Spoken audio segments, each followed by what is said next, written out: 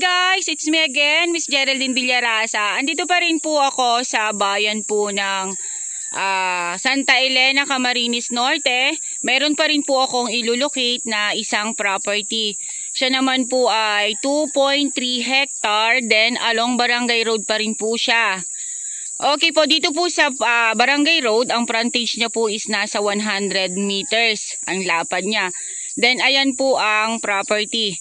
Mula po pala sa National Highway hanggang dito po sa aking kinatatayuan to, may layo po siya na 3 kilometers. Okay po, tara po at papasukin po natin yung area para po maipakita ko po sa inyo yung laman po ng property. Ang start po ng areang to, dito po sa boundaries, ay ito pong Madrid del Cacao na to. Ayan na po yung pagitan nila. Then papunta po yan doon. Then ito naman po yung Barangay Road. Okay guys, dito po sa bungad or dito po sa Barangay Road mismo, ayan po makikita na po natin yung mga dalanghita niya.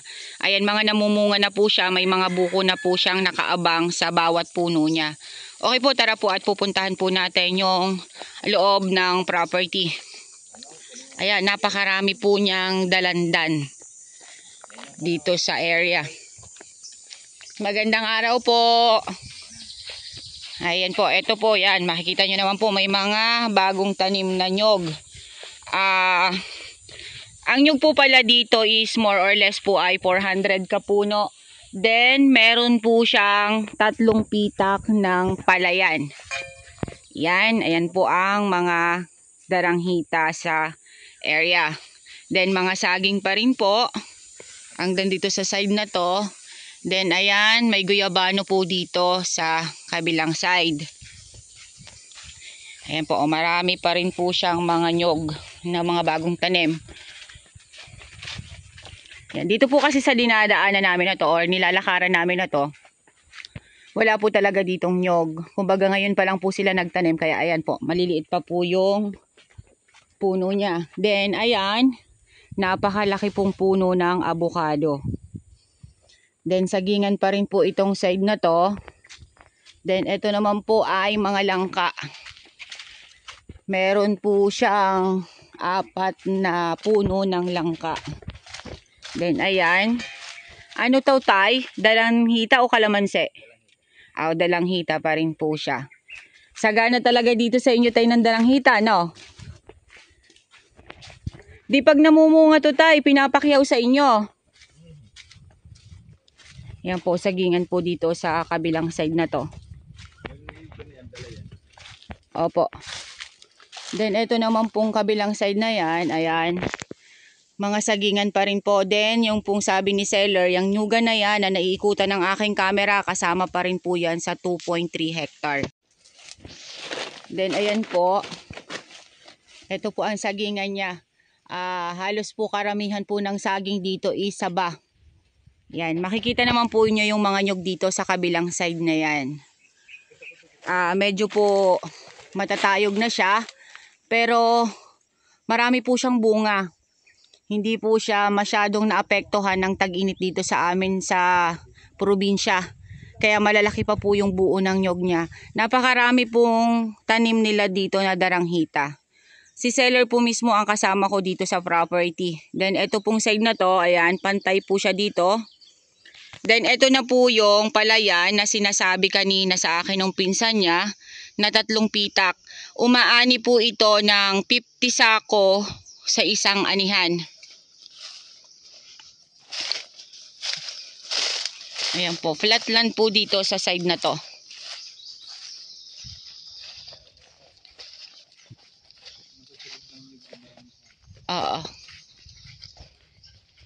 Yan pong natututukan na yun ng aking camera na mga nyugan. Ang panulib po niya is mga daranghita. Ayan po siya, napakarami niya. Pero pupuntahan po natin siya mamaya-maya. Iikot lang po muna ako dito sa kabilang side.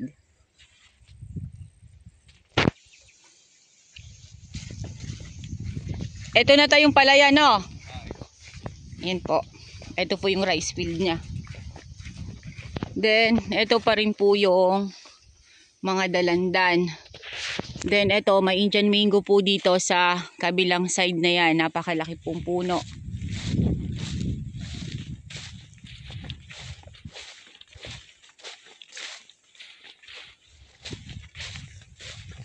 Napakarami nyo pong tanim palang dalandan. Okay po. Okay po, andito po ako sa suleb or sa ilalim ng mga dalandan nila. Ayan, namumunga na po siya. May mga buko na talaga. Kailan kuya ang ano nito? Ang harvest kung sakasakali? Okay po, mga August po ang harvest ng mga daranghita dito sa property nila, sir. Napakarami po niyang tanim na daranghita talaga, oh. Halos po umikot. Then, dun nga po sa may nyugan, yung sulib po ng nyugan, yun po ay tinaniman pa rin po nila. Ayan, napakarami po niyang mga buko. Then, yun nga po palang palaya nila na binabanggit ko sa inyo kanina na 3 pitak ay nasa kalahating ektarya po siya. Tama naman po talaga kasi pag umaani po ng 50 to 60 sakos, kalahating ektarya po ang laki ng isang rice field. Ayan po. Saging dito sa may side na yan. Yan po ang rice field na kinikwento ko sa inyo.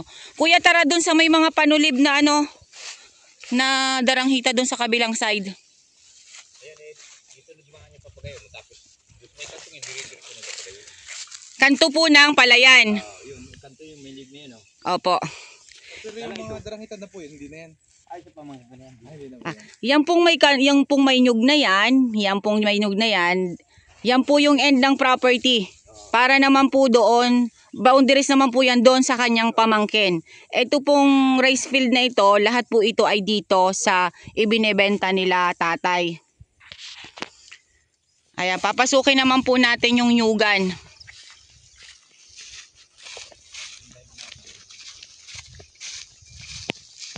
Okay po guys, ayan po ang kabiyak nung palayan. Makikita po ninyo, sila po ay talagang may tubig. Ayan, kahit tag-init po ngayon dito, sobra pong sagting ng init, may tubig po siya. Kasi yung pong property ay may pinagkukuhanan po na irrigation. Ayan, kaya po ang palayan po dito ay sagana sa tubig. Ano po, hindi po siya nauubusan ng tubig. Sabi po ni seller, nanggagaling po yan dun sa taas. Okay po, papasukin naman po natin ay yung nyugan. Tapos na po tayo dito sa palayan.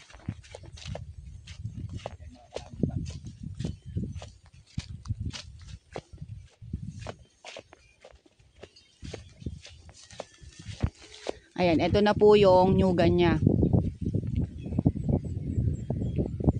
Napakarami po niyang bunga. Kuya, magkano dito sa inyo ang presyo ng kopras? Po? Hindi po uso sa inyong kopras. Dito po pala sa Santa Elena, hindi uso ang kopras. Hindi po katulad sa amin sa Lopez na kinokopras po ang mga nyog.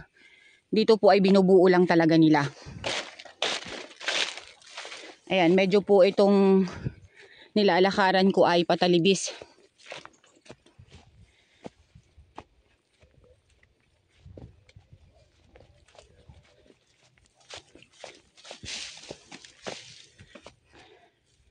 Ayan po, dito po ay mga saging pa rin.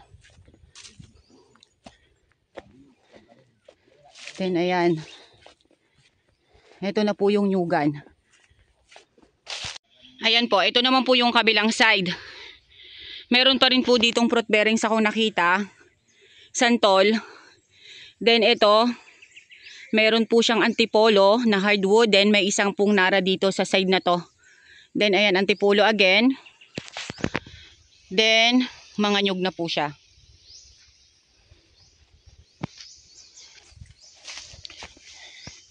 Tama nga po pala yung sabi ni tatay. Dito po ay marami namang panulib.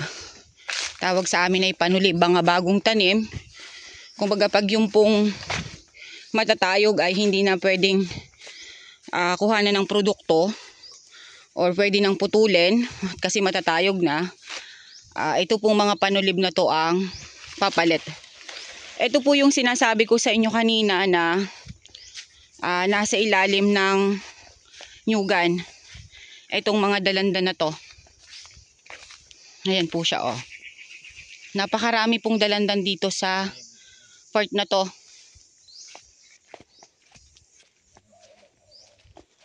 Ilang tinulada kuya kina-harvest dito?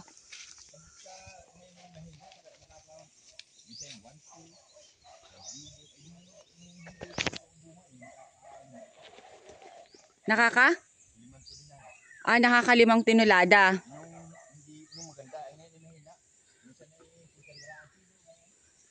Mahina po ngayon kasi nga ay mainit ganon. Ayan po, napakarami po niya. Medyo lang po talaga tinamaan ng init. Kaya, syempre po kahit ano naman pong halaman or produkto na na-harvest sa isang property, pagka po inabot talaga ng tag-init, medyo po humihina talaga.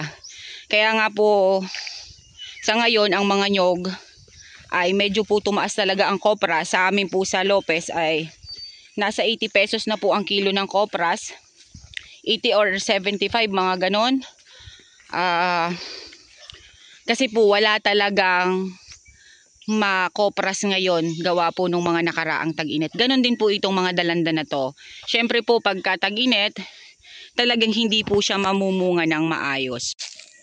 Ikutin pa rin po natin dito sa may baba.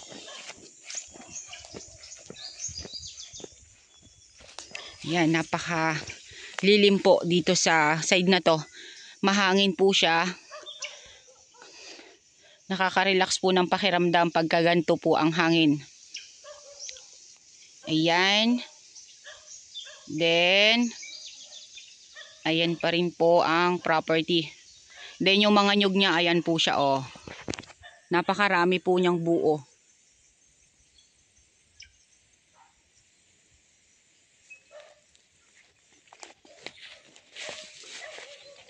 Okay po, tara naman po doon sa ibang side.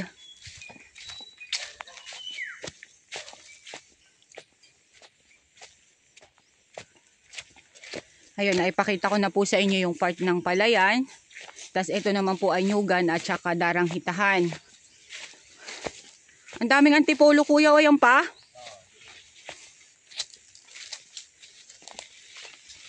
Oo.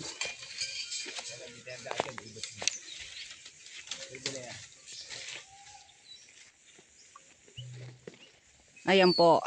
Meron pa rin pong antipolo dito sa side na to. Then ayan, mayroon pa rin pong santol.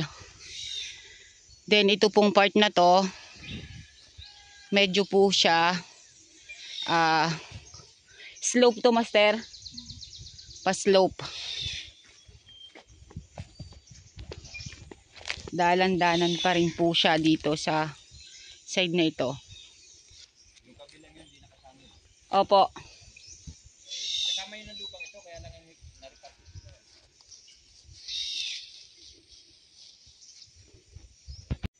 Okay guys, sabihin nyo na po ang property namin. Dito po ito sa Santa Elena, Camarines Norte. 2.3 hectare along Barangay Road. Then ang frontage po niya sa Barangay Road ay nasa 100 meters. Then ang nyug po niya ay more or less ay 400 kapuno. Then napakarami po niyang daranghita dito sa property. Then marami rin po siyang hardwood na antipolo. Then may kalahating ektarya po siya na rice field. Then yung po namang mga fruit bearings ilalagay na lang po namin dun sa details. Okay po, once again po ako po ulit ang inyong site locator, si Miss Geraldine Villarasa. Muli po lalambing po ako sa inyo, paki-like and share po ng aking mga vlog and pa-subscribe naman po ng aming bagong YouTube channel. Thank you po for watching!